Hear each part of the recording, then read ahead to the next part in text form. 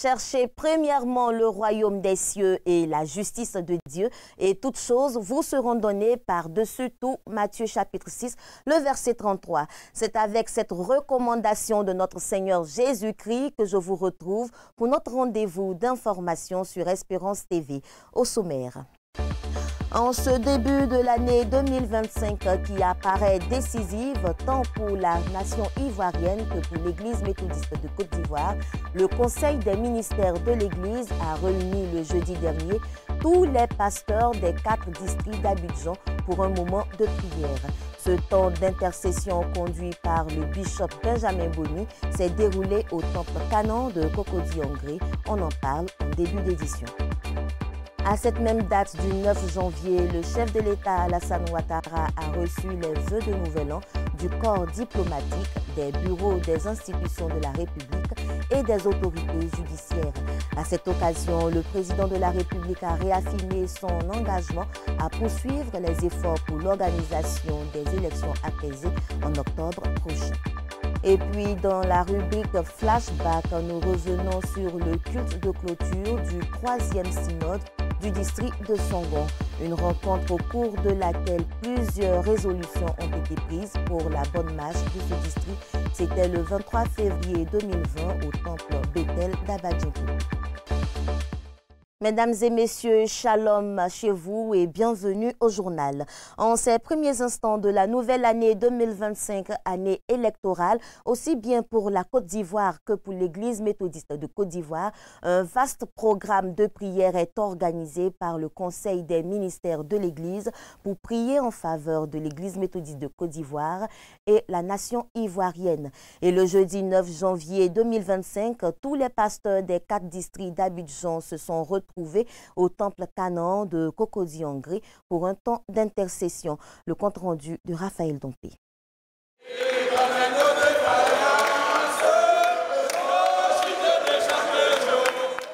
C'est une atmosphère hautement spirituelle qui a envahi l'enceinte du temple Canaan de Cocody-en-Gré, 6 heures d'horloge durant le 9e jour de l'an 2025. Les pasteurs des 4 districts méthodistes d'Abidjan, à savoir Abidjan Nord, Abidjan Sud, Yopougon et Abobo, ont été conviés par la direction de l'Église à un moment d'intercession en faveur de la Côte d'Ivoire et de l'Église méthodiste pour qui 2025 est une année décisive.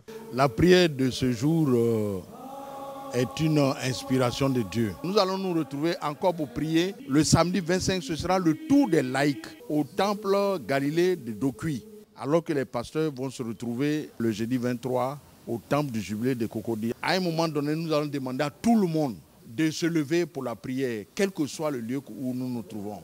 Ce temps de recueillement dans la présence de Dieu a été conduit par le bishop Dr Benjamin Boni, président de la conférence annuelle de l'Église méthodiste de Côte d'Ivoire. Un temps favorable à travers lequel le Saint-Esprit s'est révélé à plusieurs. Le rôle que nous avons et la mission que Dieu nous confie, c'est d'être des intercesseurs, de fléchir les genoux, de prier et de demander vraiment l'assistance et l'appui du Seigneur pour pouvoir réussir cette mission. Nous avons besoin qu'il nous éclaire, qu'il nous oriente dans nos décisions, dans nos choix, dans l'élaboration des tests. Nous devons prier pour la nation. Si la nation est en paix, alors on pourra travailler, on pourra aller à l'église. Pour nous, c'est l'essentiel. Pour que Dieu puisse nous conduire pour tout au long de l'année nouvelle qui vient de commencer. Et ce temps est un temps vraiment magnifique, un temps que nous saluons. Pour le premier responsable de la communauté méthodiste, le renouvellement des instances dans l'Église et l'élection présidentielle du pays doivent se préparer spirituellement. Raison pour laquelle il invite toutes les forces vives de la nation et de l'Église à la prière constante et fervente qui constitue l'arme du chrétien. Il nous faut donc regarder du côté du ciel et résolument. Nous devons prier, continuer de prier, toujours prier, prier contre les ruses de Satan et des démons, prier contre la cruauté de Satan et des démons, prier que Dieu continue de tendre sa main de grâce sur l'humanité tout entière. Très bientôt, le Seigneur va nous permettre de voir celui, n'est-ce pas, qu'il a choisi Cette prière des ouvriers du Seigneur, placée sous le thème « L'intercession de l'Église », tire sa source de 1 Corinthiens, chapitre 10, verset 4. Un programme qui se poursuivra tout le long de cette année 2025.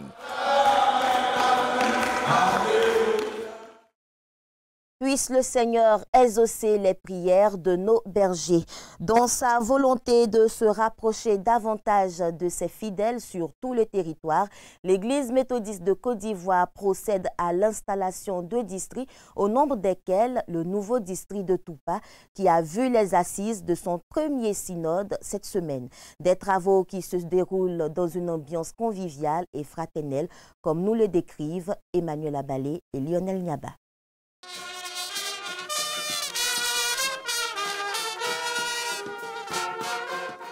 C'est en fanfare et en liesse populaire que les fidèles méthodistes du district de Toupa ont accueilli la révérende pasteur Nyagne Aurélie, bientôt installée dans les fonctions de surintendante déléguée du dit district. Cet accueil marque l'effectivité du démarrage du synode inaugural du district de Toupa.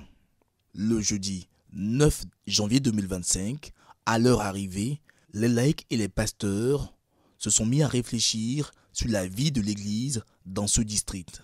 En session laïque, il était question des aspects financiers et administratifs. D'une part, en session pastorale, plutôt question de la gestion des communautés, de l'aspect spirituel de la vie de l'Église. Pour ces premiers jours de travaux, pasteurs et laïcs témoignent de la bonne ambiance qui a prévalu. Au niveau des délégués, certains sont venus par voie lagunaire. Ils sont venus, ils ont répondu à cet appel-là et ils sont venus. Et ensemble, nous allons pouvoir prendre des décisions idoines. Nous sommes à une phase d'écoute, d'échange, de discussion et de prise de décision en termes de résolution. Les deux sessions travaillent pour le même objectif, mais dans deux directions complémentaires, mais tout à fait différentes. Le district de Toupa est prêt à recevoir son diplôme de félicitations d'encouragement par l'installation. Le bishop sera là. Et le Premier ministre, qui est l'invité spécial aussi, sera là.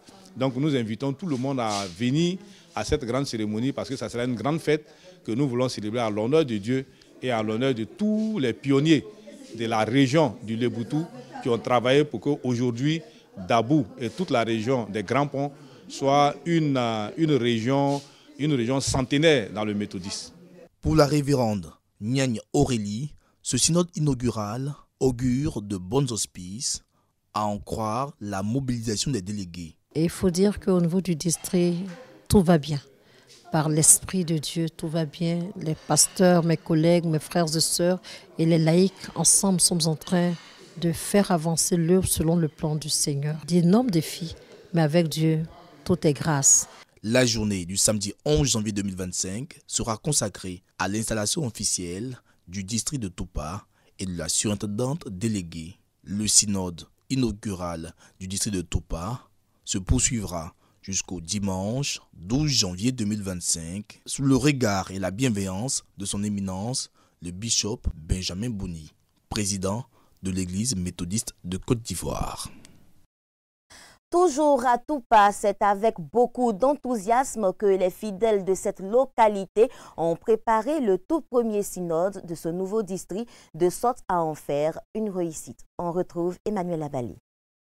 De la maintenance électronique, des derniers réglages entre organisateurs, la vérification de badges. Voici le décor observé à notre arrivée dans le village de Toupa, à quelques encablures de Dabou. Un circuit devenu district depuis 2023. Ces fidèles méthodistes et ouvriers à la tâche s'apprêtent à vivre un triple événement, à savoir le synode inaugural du district de Toupa, l'installation du district et de sa surintendante. Les délégués venus du circuit de Toupa, de Kosrou, d'Abrako, de Nigui Asoko et de Kotokodi n'ont pas lésigné sur les moyens de transport pour ne pas manquer ce rendez-vous. À leur arrivée, ils ont été pris en charge par le comité d'organisation. Hébergement des pasteurs, hébergement des catéchistes, hébergement de tout et tout. Dans toutes les familles, on est prêt pour recevoir tous ces étrangers qui viendront. Du 8 janvier jusqu'à aujourd'hui, les étrangers sont toujours à l'aise. Rien n'a été laissé pour compte. Toutes les femmes de ce grand village n'ont pas fermé l'œil de la nuit pour attiser les feux afin que la restauration soit prête pour tous les délégués de ce synode. Nous préparons surtout pour les pasteurs qui viendront ici chez M. Goulayo Kazmi et aussi à l'arrivée du bishop et aussi d'autres membres encore qui doivent arriver aussi. Nous sommes prêts et nous sommes en tout cas, nous avons tout préparé pour les accueillir comme il se doit. Nous sommes là pour tout le monde. Identité propre à l'église méthodiste de Côte d'Ivoire, l'animation de ce premier synode du district de Toupa se fera bien sûr en fanfare. Un synode qui sonne dans le cœur des fils et filles de la région comme la concrétisation de la réconciliation du dit district. Les grands défis, nous pouvons dire que c'est d'abord de bâtir un district à la gloire de Dieu en nous appuyant sur les personnes ressources, en nous appuyant sur la foi des uns et des autres, c'est-à-dire en tant que les héros de la foi. Au niveau de l'église locale, c'est-à-dire le siège, voir comment par la grâce de Dieu conjuguer les efforts pour terminer le temple, pour tout ce temple majestueux mais qui est encore en construction, et donc profitons pour demander aux uns et aux autres de venir nous aider à le terminer. Du 9 au 12 janvier 2025, le district de Toupa sera en ébullition. Puisse Dieu fortifier ce nouveau district pour atteindre ses objectifs. La CIL Côte d'Ivoire, Société internationale de linguistique en Côte d'Ivoire, est une structure chrétienne qui œuvre à la transformation des peuples à travers leur langue maternelle. Et cette structure organise du 9 février au 2 mars 2025 le mois CIL, un concept annuel qui s'articule autour de plusieurs activités dont l'annonce a fait l'objet d'une conférence de presse ce vendredi 10 janvier. Les détails avec Daniel Kragui. Sensibiliser à l'importance des saintes écritures dans les langues maternelles, c'est l'objectif que s'est assigné la Société internationale de linguistique, en abrégé SIL, en Côte d'Ivoire, une organisation chrétienne qui travaille depuis près de 100 ans à la transformation des peuples à travers la langue maternelle. Je suis arrivé en Côte d'Ivoire, j'ai vu toute cette explosion de louanges, d'églises, de pasteurs, vraiment l'évangélisation qui est grandissante.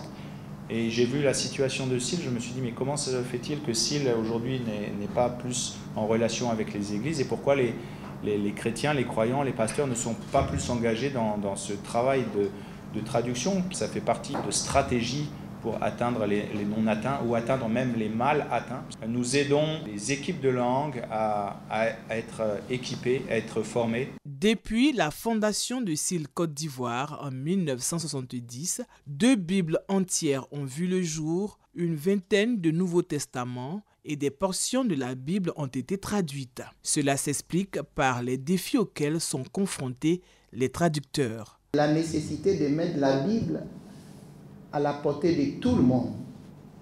Et mettre la Bible à la portée de tout le monde, ce n'est pas seulement que la Bible ne coûte pas cher. Ce n'est surtout pas ça.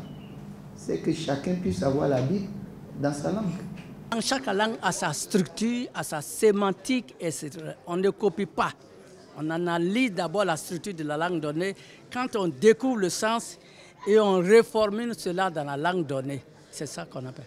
Maintenant, le processus de la traduction, il y a 17 étapes. Quand on arrive dans un pays, il faut faire une enquête dialectale pour déterminer le nombre de langues dans cette langue. Pour l'ex-directrice de la SIL Côte d'Ivoire, présente à cette rencontre, cette sensibilisation à l'importance des saintes écritures dans la langue maternelle vient à point nommé. Qu'il fallait que SIL soit plus lisible et SIL soit plus visible.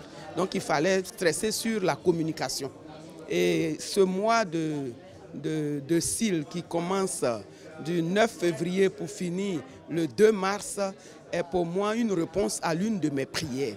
Il est temps pour les églises de réaliser que la Bible dans les langues maternelles permet un affermissement accru des croyants, d'où l'organisation du mois de la SIL, un festival annuel pour célébrer la Bible dans la langue de tout un chacun et fêter la diversité culturelle ivoirienne. Du 9 février au 2 mars 2025, les organisateurs souhaitent créer un mouvement autour de la CIL Côte d'Ivoire pour donner accès à la Bible dans toutes les langues à travers une série de concerts dans plusieurs communautés. Depuis le mois d'août 2024, le président des myciculteurs de Côte d'Ivoire, Esso Christian Noël, fait la promotion de la culture et la consommation du champignon comestible à travers des séminaires ouverts au grand public. Une initiative qui a fait naître plusieurs passionnés qui voient en cette activité une opportunité génératrice de revenus. Raphaël Dompi. L'amphithéâtre Yed Esaïe Angoran de l'Université méthodiste de Côte d'Ivoire a refusé du monde lors du séminaire sur la culture du champignon comestible. Une activité rentable pour laquelle le myciculteur Esso Christian Noël compte en faire une filière. Aujourd'hui, on a montré deux types de champignons, à savoir la pleurote et le volver. Volver appelé champignon de palmier. On a montré comment faire le compostage, l'incubation, la pasteurisation, l'ensachage, la récolte de deux types de champignons. Ils ont vu les qualités nutritionnelles qui sont dans le champignon. En te formant, tu peux aller dans une champignonnière et travailler. Et c'est très bien payé. Donc nous lançons l'appel aux jeunes. Au cours de ce séminaire, les panélistes se sont penchés sur les bienfaits du champignon, des vertus qu'ils conseillent à tous. Pour joindre l'acte à la parole, les amoureux de la myciculture ont eu droit à une délectation de la tisane aux champignons. Venus d'horizons divers et de diverses communautés religieuses, les participants ressortent satisfaits. Nous avons vraiment beaucoup à gagner.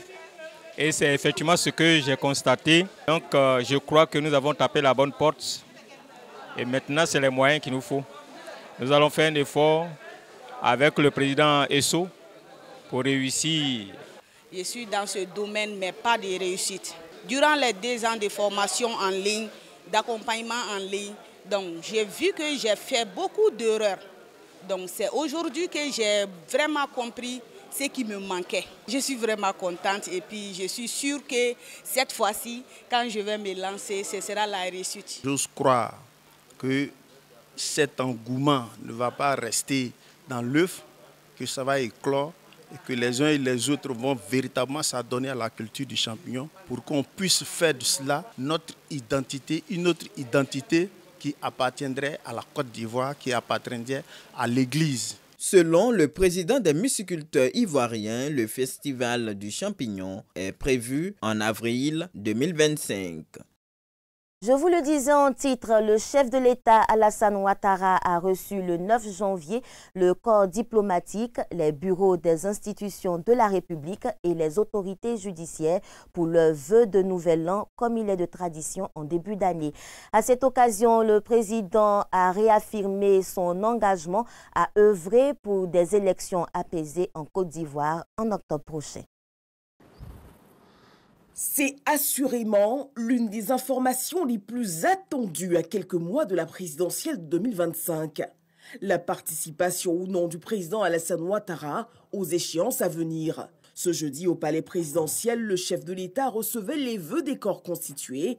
C'est le nonce apostolique Monseigneur Mauricio Rueda qui a porté pour l'occasion la voix du corps diplomatique.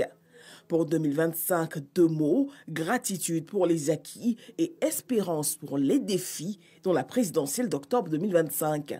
2025 s'ouvre sous la perspective d'être une année d'importance vitale pour la démocratie et le futur du pays, d'où l'espérance. Espérance en des élections libres et inclusives, transparente et non violente, dans le respect des idées de chacun, aussi différentes soient-elles. La réponse du président Alassane Ouattara est sans embâche. La Côte d'Ivoire aura des élections dans le plus grand calme pour préserver ses avancées. L'année dernière, en pareille circonstance, je partageais avec vous mon optimisme quant à la victoire des éléphants à la Coupe d'Afrique des Nations de football. Cette compétition a démontré aux yeux du monde la capacité des Ivoiriens à surmonter les défis et les différences pour s'unir autour d'une cause commune. Cette maturité et cette résilience du peuple ivoirien constituent un levier majeur de la capacité de la Côte d'Ivoire à faire face aux challenges qui se présentent devant elle et à poursuivre son chemin vers le développement. Et rassurer l'ensemble de la communauté que cette élection qui aura lieu le 25 octobre sera paisible, démocratique et transparente. Le chef de l'État a également abordé les défis économiques, sécuritaires et environnementaux dans le monde, invitant les grandes puissances à appuyer davantage les initiatives contre le changement climatique sur le continent. Et puis à l'international, aux États-Unis, c'est un paysage de désolation qu'il est donné de voir après le passage des flammes qui ravagent la région de Los Angeles. Depuis le mardi 7 janvier, un incendie s'est déclaré dans cette région, laissant les soldats du feu impuissants. Les autorités annoncent des pertes en vies humaines et plus de 4000 structures, dont des maisons et des véhicules, ont été détruits. Que le Seigneur apporte son soutien à toutes ces personnes en difficulté.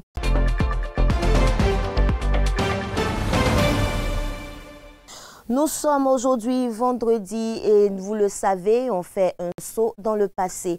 Et aujourd'hui, nous revenons sur le culte de clôture du 3e synode du district de Songon, une rencontre au cours de laquelle plusieurs résolutions ont été prises pour la bonne marche de ce district. C'était le 23 février 2020 au temple Bethel d'Abadjinkouté. Le cercle des prédicateurs laïcs du district de Songon s'est agrandi avec 8 nouveaux membres. Ils ont reçu chacun une Bible avec un certificat de prédicateur des mains du très révérend pasteur Roland Nguessan, surintendant du district d'Azopé, représentant le bishop Benjamin Boni, président de la conférence de l'Église méthodiste unie Côte d'Ivoire. C'est l'un des moments forts du culte de clôture du 3e synode ordinaire du district de Songon qui a eu lieu le dimanche 23 février 2020. Le révérend Mathias Agnero Loès, pasteur principal en charge du dit district, a également profité de ce moment solennel pour honorer les ouvriers, pionniers de la proclamation de l'évangile à Songon, un travail dont il se satisfait. Nous avons dit, chaque fois que nous faisons l'évangélisation, il nous faut mettre en place un lieu de culte pour que les fidèles qui sont gagnés aient un lieu pour prier. Le peuple de Songon commence à comprendre la grande nécessité de servir le Seigneur. On voit, surtout pour cette année, leur engouement, leur volonté d'aller de l'avant. Et c'est ça qui me réjouit. Et mon message, c'est qu'il persévère davantage. Ce peuple-là, je veux le voir être transformé spirituellement pour faire l'œuvre de Dieu. C'est pourquoi nous ne nous lassons point de faire des efforts pour travailler avec nos collaborateurs, de sorte à atteindre les objectifs que la conférence nous a fixés. En effet, le district de Songon a réalisé à 100% la cible de 39 206 000 francs CFA à lui attribuée par la conférence de l'Église. L'occasion de ce culte synodal a donc été saisie pour féliciter et encourager les églises locales artisanes de cette performance. Et le district n'attend pas s'arrêter là. En termes de bilan, nous pouvons dire qu'il est positif. Il est positif dans la mesure où il y a quand même une plantation de manioc qui a été réalisée. Et nous poursuivons toujours notre lancée. À l'heure où nous parlons, nous essayons d'accentuer nos efforts sur l'acquisition d'un terrain. Il y a un terrain de 13 000 mètres carrés qui nous est proposé de la commune de Songon. Et nous mettons tout en œuvre. Nous en avons prévu au budget la somme nécessaire pour pouvoir acquérir le terrain. Qu'il y ait un espace à bâtir, on le destine à une école, à une église, parce que nous pouvons faire beaucoup de choses. Il fait 1 hectare 300 et nous pouvons réaliser beaucoup de choses. Mais en attendant, nous voulons donc essayer de construire quelque chose qui puisse nous rapporter de l'argent pour qu'à court terme, le fidèle du district de Songon soit moins sollicité pour les contributions à l'Église. Le 3e synode ordinaire du district de Songon s'est tenu au temple Bethel d'Abadjinkouté du vendredi 21 au dimanche 23 février 2020. 200 délégués, pasteurs et laïcs ont participé aux travaux portant sur le thème « Église et sécurité alimentaire ». Thème d'ailleurs développé au cours de ce culte par le révérend pasteur Pierre Nyagne, secrétaire du district. Les actes de ces assises exprimés en résolutions et recommandations ont été remis au président des laïcs du district pour leur application sur le terrain. Sortie du district de Yopougon, la circonscription administrative et spirituelle de Songon a été érigée en district autonome en juillet 2017 et installée le 8 octobre de la même année. Ce district compte aujourd'hui 8 pasteurs, 15 catéchistes et 115 prédicateurs.